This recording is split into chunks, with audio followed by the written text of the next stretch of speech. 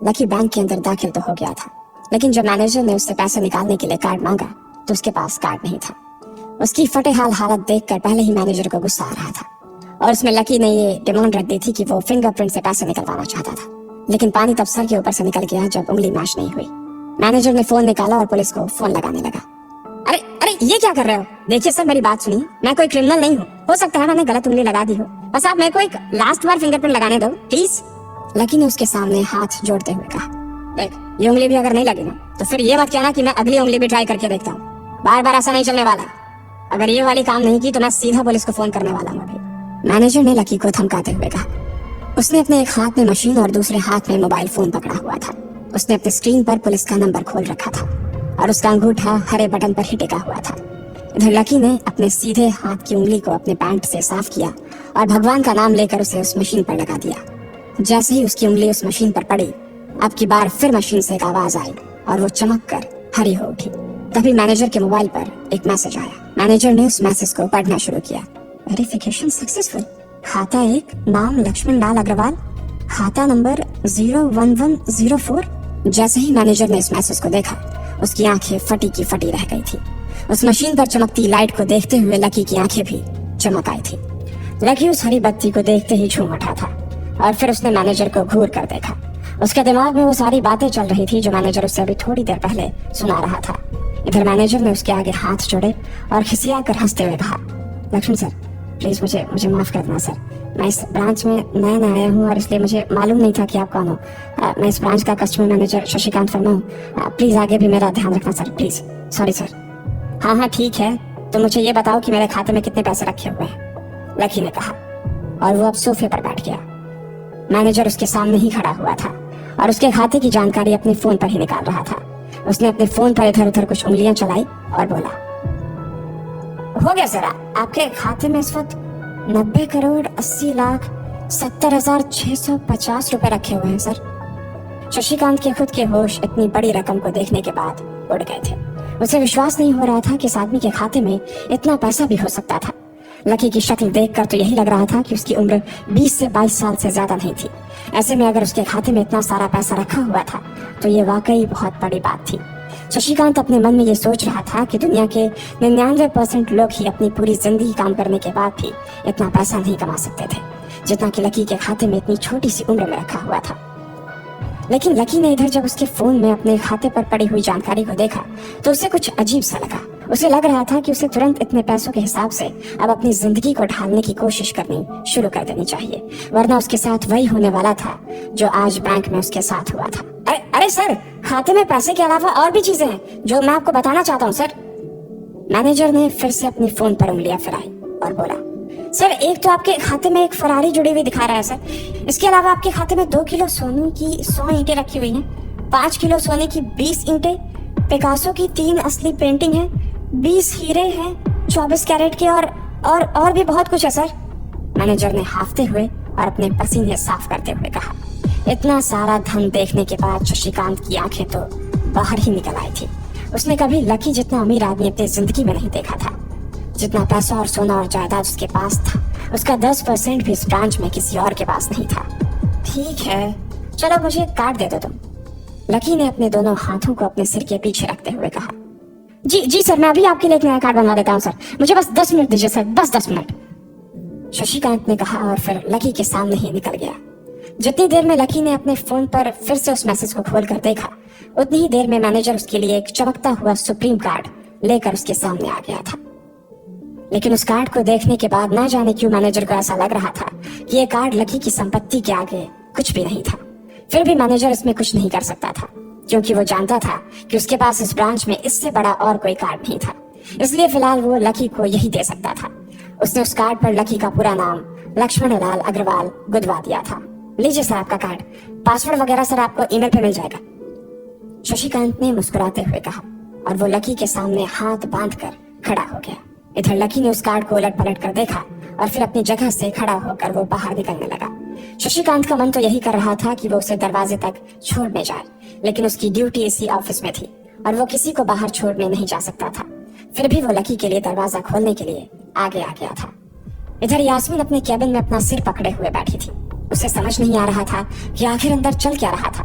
एक पल को तो उसे लगा कि लकी पागल नहीं बल्कि बदमाश था कोई, और उसने शशिकांत को बंदी बना लिया था।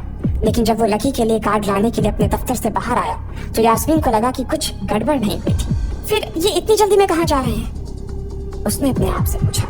शशिकांत को सुरक्षित देख बैंक के बाकी लोग भी दरवाजे पर से पीछे हट गए थे। वैसे भी उसे देखते ही सब लोग अपनी अपनी जगह पर वापस दौड़े चले जाते थे। शशिकांत का खौफ ही ऐसा था कि उसकी आंखों की झलक भर से खड़ा कर्मचारी जाकर अपनी कुर्सी पर बैठ जाता था। लेकिन एक बार शशिकांत के बाहर आने के बाद वो दोबारा बाहर नहीं आया था और ना ही लकी कमरे से बाहर आया था। इधर यास्मीन परेशान हुए जा रही थी। वो जानती थी कि अगर कुछ भी गड़बड़ हुआ तो सबसे पहले उसकी नौकरी जाने वाली थी। उसने बड़ी मुश्किल से और मेहनत करके इस नौकरी को हासिल किया था और वो किसी पागल की वजह से इसे अपने हाथ से नहीं जाने देना चाहती थी। जैसे ही परेशान यास्मीन ने अपनी नजर उठाकर फिर से उस कमरे की ओर देखा तो पाया कि लकी बहुत ही आराम से उस कमरे से बाहर निकलकर दरवाजे की ओर बढ़ता चला जा रहा था। ए, रुको, तुम इस तरह नहीं जा सकते, यास्मीन जोर से चिल्लाई और भागते हुए लकी के पास चली गई। तुम्हारी हिम्मत कैसे हुई जबरदस्ती हमारे वीआईपी रूम में घुसे चले जाने की, यास्मीन ने गुस्से में पूछा। उसका मन तो यही कर रहा था कि वो अभी लकी का गिरबान पकड़कर उसे झकझोर दे, लेकिन उसने अपने आप को रोक रखा था। मैंने पहले भी कहा था ना आपसे, मैं यहाँ सिर्फ अपना पैसा लेने आया था और कुछ नहीं, लकी ने कहा और मुस्कुराने लगा। यास्मीन ने देखा कि उसके हाथ में एक सुप्रीम कार्ड था और वो उसकी उंगलियों के बीच चमक रहा था। यास्मीन के दिमाग में आया कि लकी ने ये कार्ड कहीं अंदर से चुरा तो नहीं लिया, और इससे पहले कि वो यहाँ से चोरी करके भागता यास्मीन जोर से चिल्लाई, सिक्योरिटी सिक्योरिटी। उसकी आवाज को सुनते ही तो बंदूक वाले गार्ड भागे भागे यास्मीन के पास आ गए। ये चोरी करके भाग रहा है, पकड़ो इसे। लकी ने जब यास्मीन के मुंह से ये बात सुनी तो उसके कान खड़े हो गए। इससे पहले कि वो वहां से अपनी जान बचाकर भाग पाता, सिक्योरिटी वालों ने उसे धर दबोच लिया था और फिर उसकी जेब टटोलने लगे थे। इधर यास्मीन ने देखा कि उस सुप्रीम कार्ड पर उसने अपना नाम भी गुदवा लिया था। तुम्हारी इतनी हिम्मत कि तुमने शशिकांत सर को डरा कर अपना नाम भी लिखवा लिया इस पर, इसकी जेब चेक करो, यास्मीन ने गुस्से से कहा। दोनों में से एक गार्ड लकी की जेब टटोलने लगा था। लकी की समझ में नहीं आ रहा था कि आखिर ये लड़की उससे समझ क्या रही थी। अगर उसे उसके खाते या उसकी संपत्ति या सिर्फ उसके परिवार के बारे में भी पता चल जाता तो भी यास्मीन उसके पैरों में गिर जाती। इससे पहले कि लकी अपनी सफाई में कुछ कह पाता, एक गार्ड बोला, मैडम इसकी जेब में तो कुछ नहीं है बल्कि फटी हुई जेब है इसकी।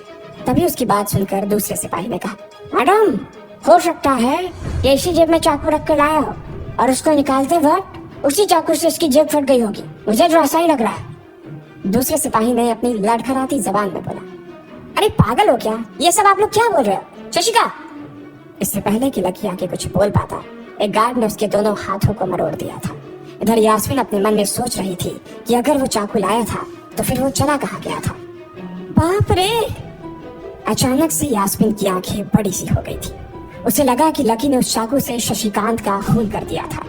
यास्मीन ने तुरंत अपना फोन निकाला और पुलिस को फोन मिलाते हुए कहा, हेलो पुलिस स्टेशन, मैं न्यू सिटी बैंक से बोल रही हूँ।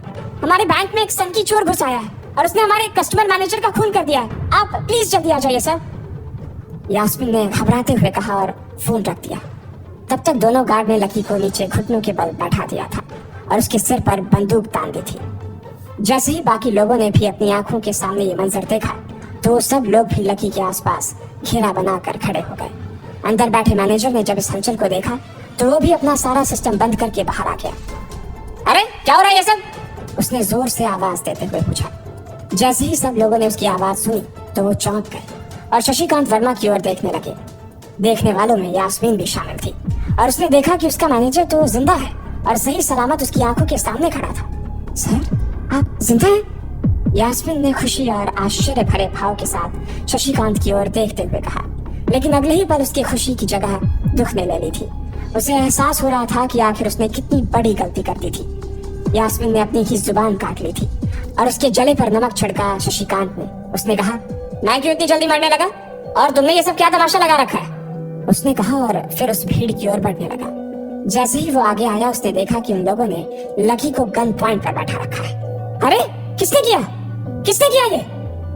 शशिकांत तुरंत लकी की ओर दौड़ा और उसने उसके पास खड़े दोनों गार्ड्स को हटा दिया। फिर लकी को उठाने के लिए उसने अपना हाथ उसकी ओर बढ़ा दिया और बोला, sir I am really sorry sir, इस बेवकूफी के लिए मैं आपसे माफी मांगता हूँ sir, I am really sorry sir. Shashikant उसके पैरों में ही गिरने को हो गया था। लकी उसका हाथ पकड़कर खड़ा हुआ और फिर यास्मीन की ओर घूरने लगा। आप पूछ रहे थे ना कि किसने किया? इसने किया है ये। और इसने सिर्फ इतना ही नहीं किया बल्कि इसने पुलिस को भी बुला लिया।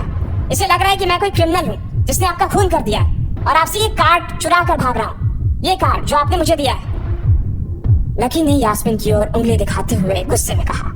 अचानक ही सब लोग थोड़ा पीछे हटकर यास्मीन को देखने लगे थे। यास्मीन घबराई हुई सी फर्श पर तो कभी छत को देखे जा रही थी। यास्मीन, जो मैं सुन रहा हूँ क्या वो सच है? शशिकांत ने यास्मीन को घूरते हुए गुस्से में पूछा। उसकी आंखों में छुपे गुस्से को यास्मीन बर्दाश्त नहीं कर पा रही थी, इसलिए उसकी ना तो लकी से और ना ही शशिकांत से नजर मिलाने की हिम्मत हो रही थी। फिर भी वो जानती थी कि उसका चुप रहना इस वक्त उसके लिए बहुत खतरनाक हो सकता था, इसलिए उसने कहा, सर ये सब मेरी गलती है सर, ये मेरी बहुत बड़ी मिसअंडरस्टैंडिंग है सर। मुझे लगा कि ये जबरदस्ती अंदर घुस आया है और इसने आपके ऊपर हमला करके आपसे जबरदस्ती ये कार्ड बनवा लिया है और फिर आपको मार दिया है सर। यास्मीन ने घबराते हुए कहा। उसकी डरी सहमी सी आंखों में अब आंसू ही आ गए थे। मैनेजर ने जब उसकी ये बात सुनी तो उसने अपना सिर पकड़ लिया। यास्मीन जैसी समझदार लड़की इतनी बड़ी भूल कैसे कर सकती थी? उसने लकी को पहचाना ही नहीं था। खैर, मैनेजर को लगा कि इसमें उसकी कोई गलती नहीं थी। जब वो खुद लकी को नहीं पहचान पाया था तो फिर यास्मीन कैसे पहचान पाती? इसलिए उसने सोचा कि सबके सामने उसे कुछ कहने से अच्छा था कि वो यास्मीन को एक कोने में ले जाकर लकी की सच्चाई बताए। शशिकांत ने उसका हाथ पकड़ा और उसे खींच कर अपने साथ खंबे के पास ले गया और बोला, तुम्हें मालूम है ये कौन है? अरे ये लक्ष्मण अग्रवाल है, लक्ष्मण अग्रवाल खानदान का वारिस। तुम्हें पता है ना कि अग्रवाल खानदान का खाता हमारे बैंक की जितनी भी शाखाएं हैं उसमें सबसे बड़ा खाता है। यास्मीन ने जैसे ही ये नाम सुना उसके पैरों के नीचे से जमीन खिसक गई थी। वो जानती थी कि अगर न्यू सिटी बैंक इतनी ऊंचाइयों पर पहुंचा था तो उसके पीछे अग्रवाल खानदान का सबसे बड़ा हाथ था। इस बात का जिक्र उससे तब भी किया गया था जब उसने नौकरी ज्वाइन की थी। तुम्हें पता है इस लड़के के नाम पे कितनी प्रॉपर्टी है? ये अपने दम पर ना इस पूरे एरिया को खरीद सकता है, शशिकांत ने यास्मीन से कहा। यास्मीन जैसे जैसे लकी को देखी जा रही थी वो बड़ी बड़ी आंखों से उसे घूरे जा रही थी। लकी कभी उन दोनों को देख रहा था तो कभी अपने आसपास खड़े लोगों को देख रहा था। अब सबसे पहले तो पुलिस को फोन करो और उनसे कहो कि हमसे गलती हो गई थी और उसके बाद जाकर तुम उनसे भी माफी मांगो और अगर उन्होंने तुम्हें माफ कर दिया तो तुम्हारी किस्मत, वरना समझ लेना कि तुम्हारी नौकरी चली गई, शशिकांत ने कहा और दौड़कर लकी के पास जाकर खड़ा हो गया। इधर यास्मीन अभी भी वहीं पर खड़ी थी। अभी अभी जो शशिकांत उसे बता कर गया था वो यास्मीन पचा नहीं पा रही थी। उसे लग रहा था कि इसमें उसकी कोई गलती नहीं थी, लेकिन कोई उसकी सुनने वाला नहीं था। बैंक उस छोटी सी मैनेजर के चक्कर में अपने सबसे बड़े कस्टमर को छोड़ने वाला तो नहीं था। अब मेरे पास और कोई रास्ता नहीं बचा है, यास्मीन ने निराश होते हुए अपने आप से कहा और फिर अपनी जेब से फोन निकालकर पुलिस थाने में फोन लगाया। जैसे ही यास्मीन ने पुलिस वालों से ये कहा कि उससे गलती हो गई और जिसे वो बदमाश समझ रही थी असल में वो बदमाश नहीं बल्कि शहर के सबसे बड़े रईस का बेटा था, तो उधर से आवाज आई, मैडम सॉरी लेकिन अब तो गाड़ी निकल गई है, वहां पहुंचती होगी, अब आपको जो भी कहना है इंस्पेक्टर साहब से कह देना। और उस पुलिस वाले ने फोन काट दिया। मर गए, यास्मीन ने अपने आप से निराश होते हुए कहा। उसके हाथ थर थर कांप रहे थे। उसे समझ नहीं आ रहा था कि अब वो क्या करे। अब उसके पास लकी से माफी मांगने के अलावा और कोई चारा नहीं बचा था। लेकिन अगर लकी सर ने मुझे माफ नहीं किया और उल्टा मेरे ऊपर डिफेमेशन का चार्ज लगा दिया तो, यास्मीन ने अपने आप से कहा और वो अब और भी ज्यादा घबरा गई थी। उसने देखा कि लकी उसे घूर कर देख रहा था। शशिकांत पूरी कोशिश कर रहा था कि वो लकी को शांत करवा सके, लेकिन लकी वहां से हिलने का नाम तक नहीं ले रहा था। यास्मीन उसके पास पहुंच गई थी। वैसे तो वो जानती थी कि उसे माफी मांगने से उसकी किस्मत बदलने वाली तो थी नहीं, फिर भी उसने एक बार कोशिश करनी चाहिए और लकी से कहा, सर मैं आपको गलत समझ रही थी सर, एक्चुअली आपके। यास्मीन ने उसके कपड़े को देखा और एक सांस लेते हुए आगे बोली, सर प्लीज मुझे माफ कर दीजिए सर, मेरी इंटेंशन आपको हर्ट करने की बिल्कुल भी नहीं थी, मैं तो जो कुछ कर रही थी बैंक की सेफ्टी के लिए कर रही थी सर, यास्मीन ने गिड़गिड़ाते हुए कहा और नीचे देखने लगी। इट्स ओके, कोई बात नहीं है, लकी ने कहा और उसके हाथ से अपना सुप्रीम कार्ड लेकर निकल गया। यास्मीन को अपने कानों पर तो विश्वास ही नहीं हो रहा था। वो मान ही नहीं पा रही थी कि लकी ने उसे माफ कर दिया था। उधर लकी को अपने आप पर विश्वास नहीं हो रहा था कि वो रातों रात इतना अमीर हो गया था। आखिर लकी इतने पैसों का क्या करने वाला था? क्या उसके खाते की बैलेंस की तरह वो भी रातों रात बदल जाता? ये पैसा उसकी जिंदगी को क्या दिशा देने वाले थे? इन सारे सवालों के जवाब अगर आप जानते हैं तो कमेंट बॉक्स में हमें भी बताएं और आगे की कहानी जानने के लिए हमारे साथ सुनते रहें लखपति सिर्फ पॉकेट एफएम पर।